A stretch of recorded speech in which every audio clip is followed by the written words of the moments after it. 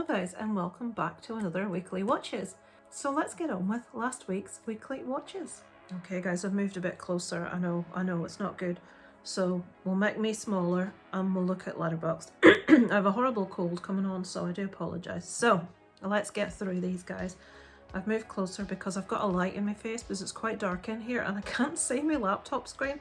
So I'm like this, I'm like a geriatric trying to look at this laptop. So Evil Dead Rise was a rewatch because my husband didn't see it. I went to see that one on the cinema on my own. Not going to spend any time talking about it. First time I saw it, I gave it a 4 out of 5. On a rewatch, I've given it a 3.5 out of 5. I did enjoy it. I love the gore in it.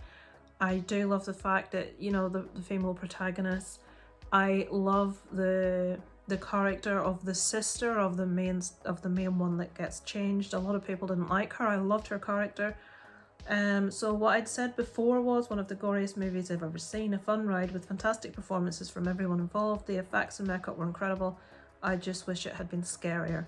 On the second watch, I found it a little bit dull. Maybe just because I'd seen it before recently. It didn't have great rewatch potential for me, but I still would really recommend it. It's a really good movie. Following evening, I watched a movie and a documentary. So Totally Killer. This one's really dividing people. So Totally Killer is a sort of like a fun, light-hearted horror movie. So Murder Is So 1987. 35 years after the shocking murders of 3 teens, an infamous killer returns on Halloween night to claim a 4th victim. When 17-year-old Jamie comes face to face with the masked maniac, she accidentally time travels back to 1987. Forced to navigate the unfamiliar culture, Jamie teams up with her teenage mother to take down the psycho once and for all. So, let's see if we can open, while I'm chatting to you, open what other people. 35 people on my list have seen this. There's some of the thoughts. It's quite wide ranging, as you can see there. There's a 1.5, a few 2s, quite a lot of 3.5s. There's a 4.5, a 5. There's Mike was a 2, so he wasn't a big fan. So let me just, I'll put it there. So this basic story has the character going back to the 80s. I grew up, I was a child in the 80s, so I absolutely loved this. I love the whole setting of the 80s. I have massive nostalgia for the 80s. I'll not make any lie about that. But this has been compared to Happy Death Day and what was the other one? The Freaky Friday. Is that the one with Vince Vaughn in that was quite recent? That one? Maybe Freaky Friday's Jamie Lee Curtis. You know the one I mean, the quite recent one. Now, neither of those movies I enjoyed. I didn't like either of them. I don't tend to be a big fan of this kind of thing, but I really, really enjoyed this one. I was completely on board with the character, with the actress. This, for some reason, worked for me. I really enjoyed it. Well, did I give this one a review? What have I said?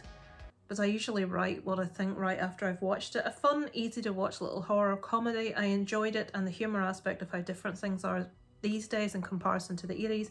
I wouldn't refer to it as woke at all. It's just poking fun at how times have changed. That was the main point I wanted to make about this one.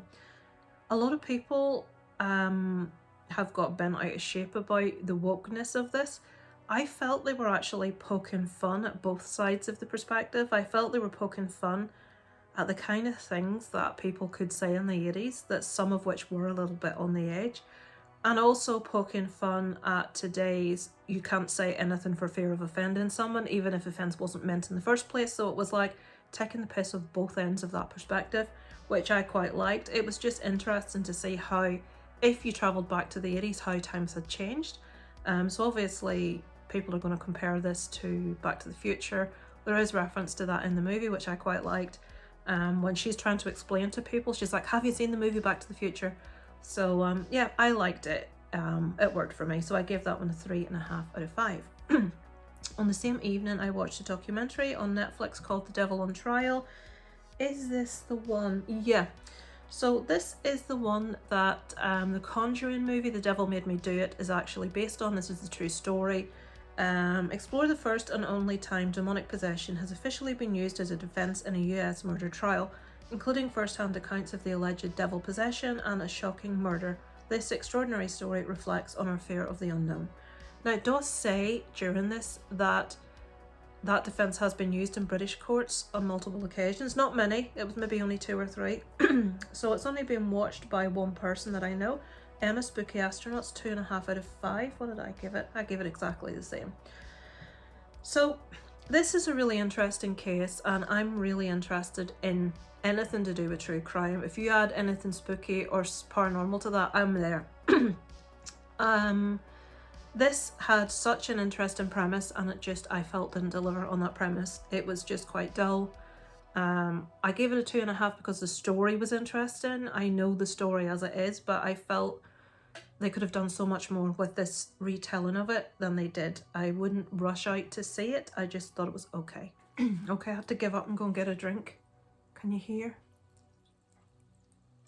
ASMR. I've got fizzy. It's cream soda if you're interested. So, I'm coming down with a horrible cold. So where were we? On the 18th, the retirement plan. I'm going to spend no time on this whatsoever. I'm going to tell you that Nicolas Cage is in it, which is why I watched it. I gave it a 1.5. It's been watched by one other person on my list who gave it a 3, Jason. So it's really hard for me to see past this bloody ring light. My review, don't waste your time. So that's thought-provoking, guys, isn't it? So I'm not going to read that. Basically, Nicolas Cage is estranged from his daughter. His daughter and her partner get into a little bit of trouble with the wrong people, and she is forced to sort of like seek him out, or she is sent to him for him to try to protect her from these bad guys. And it becomes clear that he has a past which his daughter is not aware of, because he very much knows how to handle himself. And it's supposed to be like a comedy kind of thriller type thing, comedy action. It was terrible. Nicolas Cage even couldn't save this. I love Nicolas Cage. I love his acting. Sometimes he is, here we go again, sometimes he is way over the top. But I didn't like it. It was really boring. As a matter of fact, I didn't finish. I left my husband watching it and went to bed. I tolerated about 3/4 of it and I just couldn't bear it anymore. I went to bed. I use that expression, a lot of you laugh at me for saying I lost the will to live, and I went to bed. On the same evening, so I went to bed, and this is what I watched in bed. An Unknown Encounter, a true account of the San Pedro haunting. Oh, this story, right. This story is so interesting, this documentary. You have to really be willing to like overlook how badly it's made. So, 1989, researchers investigated a woman's claims that her small bungalow was haunted by 2 ghosts, the apparition of a corpse-like old man and the disembodied head that manifested in her attic. Now, I'll not read the rest. That sounds all kinds of weird. Some people are believers and some aren't. I very much am. Anything's paranormal scares the bejesus out of me. I knew this story, which is why I watched this. As a matter of fact, I maybe saw this documentary a long time ago. But the picture that it shows, I think it's on Prime, the picture that it shows on the front reminded me of the story, and I'm like, oh god, yeah, I remember that. That was quite scary. So I watched it again. I've said really interesting and seemingly genuine case, but this documentary is terribly dated and naff in places. I've given it a 2 out of 5. If you're interested in the paranormal and you like all those kind of shows, I would encourage you to watch this, because I honestly, truthfully do believe this one's real. There is some footage in it that's fantastic, that I love. It's really interesting, but it's so 80s. I know it says 89, but it just appears much older, and not in a good way. Some of the graphics, some of the way it's told, some of the style is terrible. The story's really interesting, so I will leave that with you if you think that's something you may be interested in. But 2.5 out of 5. I would have given it a 3.5 or a 4 had it been well made. I'd love to see a film about that. On the 20th, Old Dads. I keep being tempted to do actual reviews, guys. I just don't get time, because sometimes I watch a movie and I really want to sit down and rant, and this was one of these occasions.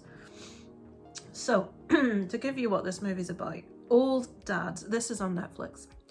Times have changed, they didn't get the facts.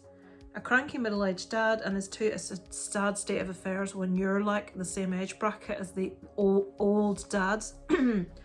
And his 2 best friends find themselves out of step in a changing world of millennial CEOs and powerful preschool principals. So you can see there I've given this a 1 out of 5.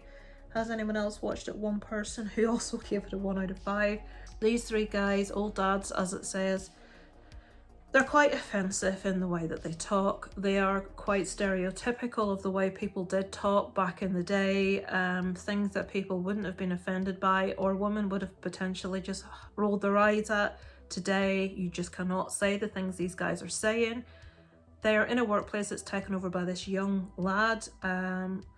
Basically, I'm not going to go into a big story about what this is about, but you've got a bunch of guys with really outdated viewpoints to the extreme who talk really disrespectfully about women, but not around the woman, if that makes sense. You know, in one scene they're in a car for work. They've hired this car, there's recording equipment in it. They're having a conversation about Bruce Jenner, who obviously we know is now Caitlyn Jenner, and they talk about would you rather, and it's like Samantha Fox and Nancy Reagan, and it's quite sexist and it's quite like, but it's normal conversation that guys would have had back then, and maybe still to a degree. You know, they will have this sort of bantery conversation amongst the lads. That's just how it is.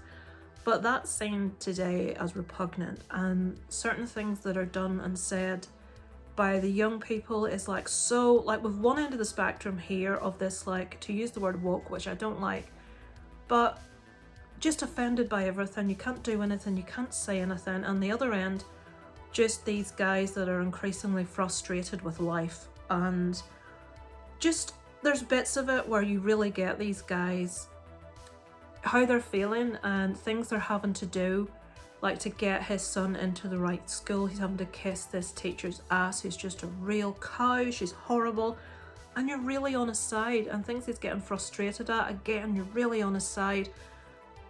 Where I sort of got this lost to me is, who's it for? On one hand, there's going to be guys watching this that are going to laugh along with these three men, and they're going to be like, yeah, what's the problem? I'm like that, I get frustrated at that.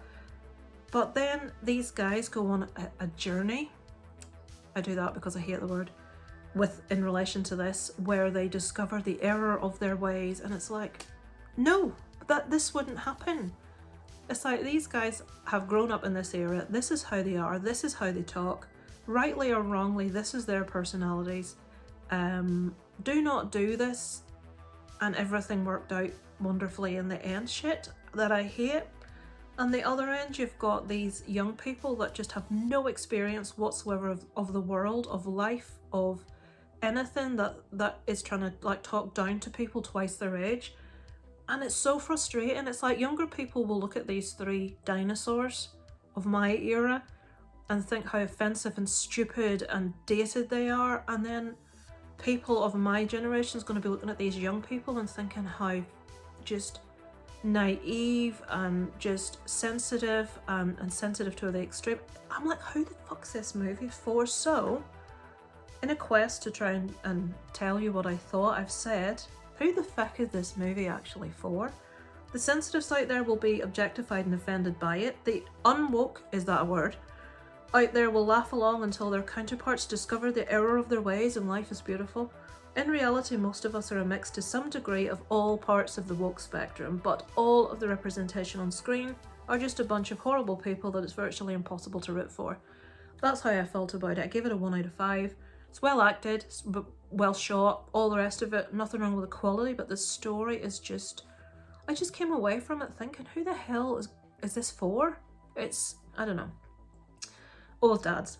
So the next evening I watched Dark Harvest. This is a horror that I think is on Prime. It's either on Prime or Netflix. So, in a cursed town, an annual harvest becomes a brutal battle for survival. On Halloween 1963, Sawtooth Jack, a terrifying legend, rises from the cornfields, threatening the town's children. Groups of boys unite to defeat the murderous scarecrow before midnight. Richie, a rebellious outcast, joins the run, motivated by his brother's previous victory. So, every year on Halloween, for some reason, all the teenage boys go out and it's their quest to try and kill this thing. Girls aren't allowed to do it. People die every year in the quest to do this thing, and one lad's older brother is successful the year before. His family get money, they live in a nice house, he gets a beautiful car, and he sails off into the sunset. His brother's left behind in this town, and he wants to prove, as everyone talks about, well, how could you be his brother, you know, you're this, you're that. He wants to prove he's every bit as good as his brother. Parents don't want him to do it because they think one son has been successful. We can't be that lucky twice. You're going to die. You can't go. You can't do it. He's convinced he's going to do it. So that's your basic backstory. So this feels like the sort of stuff I watched growing up. I felt really nostalgic watching this. It took me right back to being a kid, sitting with my dad and my best friend on a Saturday night watching 80s horror movies. I really enjoyed this. There's nothing new in it to see. It's not groundbreaking, but it was fun. It was fast. The special effects were incredible. There's two particular scenes with special effects that actually, when a special effect's really good, I don't know why, it makes me laugh. And it makes me exclaim loudly. And these things happened and I'm like, whoa, you know, and then you laugh at it. And maybe that's just me. But it was really good. I like the characters, I like the premise. We saw just the right amount of sort of Jack. He looked really menacing. The effects were wonderful, I have to say. I gave it a 3 out of 5. It won't, some people will watch this and think it's terrible. I'm not one of those people. I enjoyed it. It probably has 101 issues, but it made me feel all kinds of nostalgic. It reminded me of 80s horror movies with much better effects. And I would recommend it. I thought it was a fun watch, guys. So that was Dark Harvest. Let's have another drink. What did I say there? I've said something.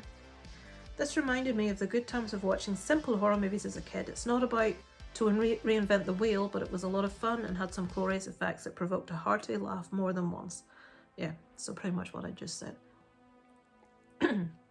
Professional channels would pause at this point. So, it's not going away, there's a frog in my throat. So, I can't eat, you know when you say something and you think something and it makes you laugh because it's really funny to you, but if you try and explain it to other people, it's just not funny. There's this Scottish comedian that did this thing and he was pretending to be like a preacher and he was talking all this crap. And his voice went funny and I think it might have been an ad lib as well. And he went, oh, I've got a frog in my throat. It made me roar. And every time I get a frog in my throat, that's what I think about. I'm just a little nervous, you know. You look smashed. I'll be honest, it's just a wee frog in the throat.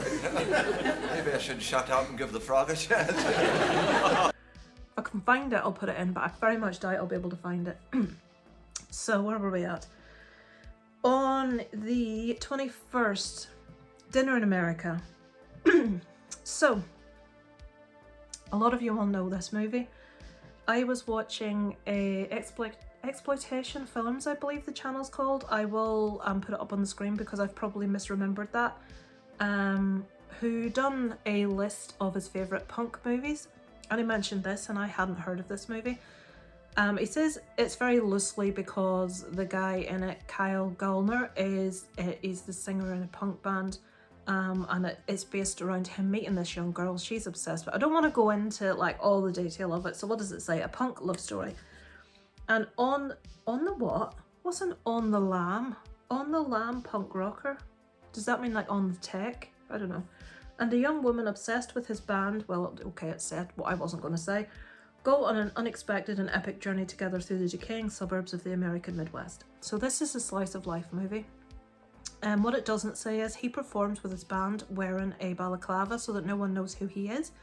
So he doesn't know he has this obsessive fan sending him Polaroids and letters. He doesn't know it's this girl that he's met, this very normal, nerdy, socially awkward young girl. He doesn't know she's his obsessed fan, and she doesn't know that he's the singer of her favourite band. No idea, because they don't know what each other look like. But this guy is not very likeable. He's a bit of a loser. He's always getting in trouble. He's breaking the law. He's doing things he shouldn't be doing. He's very cocky. He's very in your face. She's the complete opposite. She plays by the rules. She's really socially awkward and shy, very conservative in appearance. And this movie, basically, they fall in love. They get together. And you either are going to love it or just like, well, what was the point of that? No, I don't like rom-com. I don't like, this isn't rom-com. Well, it is. I don't like love stories for the most part. Occasionally something will touch this old black withered heart of mine, occasionally, and this like kind of got there. Kyle Gallner I've seen in quite a few movies and I've got a real soft spot for him. There's something about him that, yeah, just something really nice about him. Emily Skeggs, who plays his girlfriend, just adorable character. But there's a scene in this where they write a really simple song, which actually the female lead in this wrote herself. And it's very simple, and it's so simple I can play it. So when I heard this, oh, I'm gonna have to play this. It's got a very, very simple drum percussion, a very simple bass line, and 3 chords. If you're interested, E minor, G, and an occasional C. So 3 very easy chords, with quite a bit of distortion on your what's that thing you plug your guitar into? Your amp. Jesus Christ, senile dementia.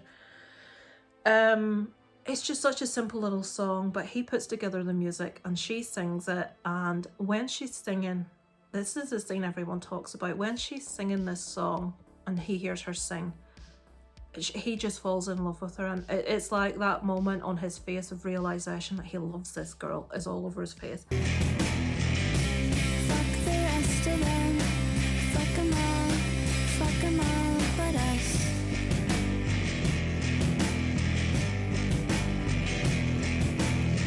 Just really shows how good this lad is at acting. I really like him. I can't wait to see him as he grows. He's quite a bit younger than me, but he's a lot older than he looks. I always feel a bit like a dirty old woman when I'm looking at younger men and thinking, oh, but yeah, that's maybe too much information, Lisa. But yeah, watch the movie and look out for that scene where she sings the song, which is adorable. It's called, if you just want to hear the song, it's called The Watermelon Song, and it's on YouTube, and I just love it. I've written, I kind of want Kyle Gallner to be my music boyfriend. Sweet, quirky love story that reeled me in spite of myself. So, make of that what you will, folks. So, where are we? Dinner in America, that was. So we've got 3 left, guys. I watched quite a bit this week. I stayed at home yesterday instead of going to my mum's, which I do every Sunday, because I just, since the cold weather has hit, and it is hit in earnest here, I'm fucking freezing. Put it this way, I've just ordered fingerless gloves to wear in the house. I'm that cold. My fibro is just, you know, you kind of like forget how ill you are until it gets cold and wet, like in the extreme. And I'm just walking about like the Tin Man. I hurt to a degree. My bones are aching. That's interesting. But why was I talking? Yeah, so that's why I stayed home yesterday and I watched 3 movies. So the first one was Monsters of California. So what's this guy's name? Tom something. Tom. Oh, it's not there. It's the guy from Blink 182. And his surname's like, sounds French, like Le something. No, nobody's. Tom DeLonge. There we go. So, teenager Dallas Edwards and his derelict friends go on a quest for the meaning behind a series of mysterious paranormal events in Southern California. The truths they uncover begin to unravel extraordinary secrets. So, this is the first movie by the founder and singer of Blink-182, who, according to my husband, I didn't know this, quit the band to go and look for UFOs or something. Now, again, like I said earlier, either you're a believer or you're not. I actually am. You're going to be saying, Jesus, she'll have her tinfoil hat on next. I do believe there is more than on what is on this earth. I do believe there are other life forms. I don't necessarily believe every story that's out there about every hokey person that says they've been abducted. I do believe some. But this movie is about this guy and his couple of mates and a girl that he meets going on this quest to, basically, his father disappeared many years ago and he wants to find out what happened to his father. And in the quest for finding out what happened to his dad, he finds out his dad was involved with a top military secret thing surrounding UFOs. So that's the basic crux of it. The issue I had with this movie is that it's kind of like presented as a stoner comedy. And while that's fine and that's okay and I don't mind that, a lot of people say the acting is terrible. I didn't feel that. I felt the acting was fine. Then as we get further into the movie, you never find out the answer to the question that you've been spending the whole movie searching for. There's never a definitive answer as to, right, well, okay, what happened? And if this happened, why did that not? You never get a resolute answer as to 100% what happened in the past. And this movie tries to move from stoner, very light-hearted comedy, very surface level, to all of a sudden asking you very, very deep, pondering questions about life, about as humanity, if we don't get ourselves together and stop killing each other and stop destroying the planet, someone from somewhere else is going to come and take our planet for themselves. That's kind of what it was wanting to leave us with. And while I'm very much, yeah, fair enough, that's thought-provoking, that's interesting, don't stick it at the end of a stoner comedy in a 30-second segment and expect us to be moved by it.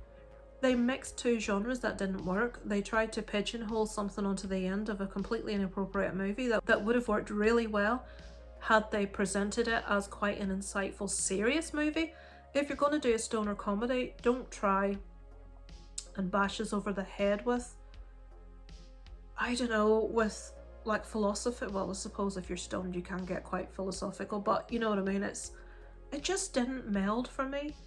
I said this felt like a really odd mix between humour and sincerity that just didn't work for me. While I appreciated the message the movie leaves us with, the main question we start the movie with is never answered, and the late attempt at depth is barely a toe tip in a vast ocean. Decide if you want to make a stoner comedy or open our minds to ourselves, repercussions and consequence. Melding both just didn't work. I give it a 2.5 out of 5 because I don't think fundamentally there was anything wrong with how it was shot, how it was presented, the acting. For me personally, it didn't work. So that was Monsters of California.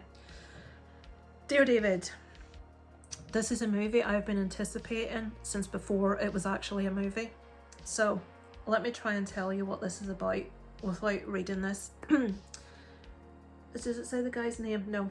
So a long time ago on Twitter there was this guy. Now I don't know if he worked for BuzzFeed. He must have done. In the movie he works for BuzzFeed. And he started becoming aware that there was a boy haunting his apartment. His two cats started to act really weird.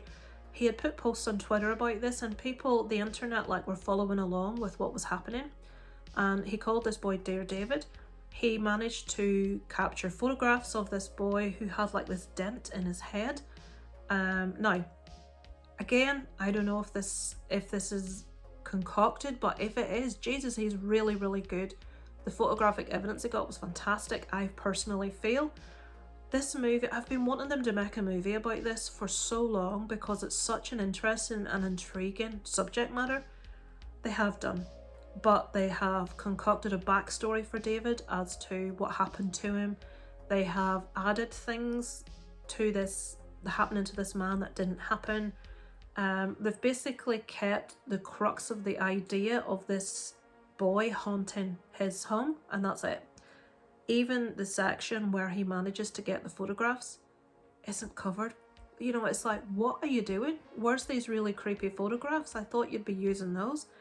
So like the whole backstory of who David is, why he's haunting him and all that stuff was interesting, but it was concentrated too much on. And to me, if they had have approached this from a very simple ghost story, even found footage would have worked fantastically for this. I would have loved it. As it is, I give it a 1 out of 5. I've been wanting them to do a story about this since I was following along with the rest of the internet. So I've said I've been avidly looking forward to this, having been intrigued by the Dear David story for a long time. What an absolute mess they made of it. This should have been an incredibly creepy, simple little ghost story. Instead, it's been used as a cautionary tale for internet trolls with barely any real aspect of the original story at all. That's how I felt about that one. I was super, super disappointed. I'm going to be so interested to hear what Emma at Spooky Astronauts felt about this, because like me, she's followed the story and she finds it really interesting, and she said it was her most anticipated movie in October. I have a feeling she's going to hate it like I did, so I will be interested. Finally, guys, Night of the Hunted. So this is on, I believe, Prime at the moment, I think. So, everyone is a target. When an unsuspecting woman stops at a remote gas station in the dead of night, she's made the plaything of a sociopath sniper with a secret vendetta. To survive, she must not only dodge his bullets and fight for her life, but also figure out who wants her dead and why. 3 people I know have watched it, so there you go. 2 2s, and as Mike didn't like it, and a 3.5. I'm in the Mike camp. I gave that one a 2. Did I write anything? You'll have seen it all before. All in all, it seemed a bit pointless. Blood looked convincing and acting was fine. Blood looked really convincing. Matter of fact, I was watching it thinking, that blood looks really convincing. And my husband turned to me and said, you know, I think they've used pig's blood or something in this movie because the way it... So he was thinking exactly what I was thinking at the time. Acting's fine. Location looks really good. A lot of neon lights in the middle of the dark, like this gas station in the middle of nowhere. The reason he's apparently stalking her is like, what? What the fuck's going on now? This guy never shut up the whole time. He's talking on a walkie-talkie. 1 minute he's the marksman from like, the best marksman in the world that can shoot a small packet of crisps that she throws up in the air at a distance. The next moment someone is running about in the forecourt and completely unable to hit them. While there's nothing wrong with this movie per se, the acting's fine, cinematography's great, effects are really good. It's dull. It's pointless. It's like, well, what's happening? Why is it happening? What's going on? It just was no level of engagement for me. I did not care whether this woman lived or died. That sounds bloody awful. I didn't.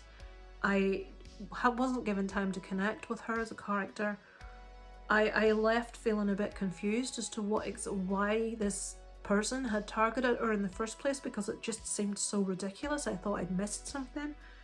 I wouldn't recommend it. Some people may like it. As I say, there's nothing fundamentally wrong with it. It just, I felt pointless is the best word I can think to tell you. I think I did. Right. So, that's what I've been watching this week, guys. I'm still playing my Assassin's Creed Mirage. I'm getting a lot more into it. I'm getting very adept at pickpocketing now. So we're doing well with that. I'm learning little bits of Arabic here and there, which is cool. So I'm still not enjoying it as much as Valhalla, but I feel that's because I'm much more interested in Vikings than I am in like this sort of like whole era. I love the whole tattoos and long sexy haired men, and even computer long sexy haired men, that'll do me. And you could like give them tattoos, you could change their hair. I'm going back to being a little girl with like fucking head thing where you've done makeup and changed dolls' dresses. I love to change and customize characters. I love it. Cyberpunk, you can customize a bit too much in Cyberpunk. If you've played it, you will know exactly what I mean. My son really wanted it. It's an 18. I bought it for him, and then I saw some of it. It's like, Jesus Christ, you can customize pubic hair or not. Anyway, let's not go there. That's what I've been watching this week, folks. Couple of good ones, a couple of pretty average, a couple of shit ones. This week, Five Nights at Freddy's comes out. My son is devastated. He can't go to the cinema to see it, so I shall be downloading it for him from Peacock. I'm wanting to try and watch it myself first, purely because we have one of his friends over to watch it, and I don't want him going home scarred and his mother being really angry. She knows about it. He wants to see it. She's fine with that, but I think I should probably check it first just to make sure. So that's what I've watched this week, folks. Have you seen any of those movies? I'd be really interested to hear what you thought of any of them. The 31 Days of Horror is almost at an end. I also intend to do a tag this week also for Halloween. I will see you guys in the next video. Over and out from Lisa Lives.